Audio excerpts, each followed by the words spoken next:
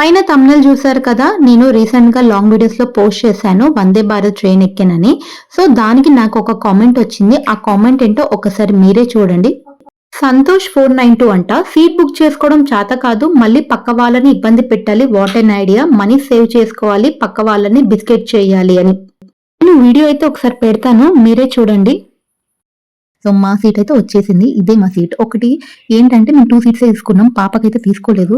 So ఇక్కడ 3 seats ఉన్నాయి కదా, ఇటు కార్నర్ ఒకటి, మళ్ళీ ఆపోజిట్ సైడ్‌లో రైట్ సైడ్‌లో అయితే వచ్చింది. మాకు విండో సైడ్ రాలేదు. మళ్ళీ ఇంకా 2 సీట్స్ ఒకటే దగ్గర అయితే రాలేదు. ఇంకా పాపతో అంటే అంత లాంగ్ జర్నీ కూర్చోవడం కష్టం అనిపించి ఇంకా ఎలాగోలాగా పక్క పక్కనే కూర్చుంటే కొంచెం మధ్యలో అయినా కూర్చుంటది కదా అనుకున్నాము. ఎవరైనా వస్తే అడుగుదాము ఇంకా వాళ్ళని కొంచెం రిక్వెస్ట్ చేసి అనుకున్నాము. కానీ ఇప్పుడైతే అనిపించింది పాప కూడా ఒక సీట్ తీసుకుంటే బాగుండు కదా అని. 10 మినిట్స్ తర్వాత ఒక అమ్మాయి అయితే వచ్చింది మా పక్కన సీటు. సో తననైతే మేము రిక్వెస్ట్ చేసి అడిగాము, కొంచెం మీరు మా సీట్లోకి వెళ్తారా, మేము ఇక్కడ కూర్చుంటాము అంటే పాపం తను కూడా పాపం చూసి సరే అని చెప్పేసి ఇంకా వెళ్ళిపోయింది. చూసారు కదా వీడియో అయితే. నేనేం ఎవరిని ఫ్రీగా కూర్చోమని చెప్పలేదు కదా, మా సీట్లో రిప్లేస్ చేసి వాళ్ళని కూర్చోమని చెప్పాం. వాళ్ళది విండో సైడ్ కూడా కాదు, కార్నర్ సైడ్. సో ఆ కార్నర్దే వాళ్ళది, సేమ్ కార్నర్ కూడా నేను జస్ట్ రిప్లేస్ చేశాను.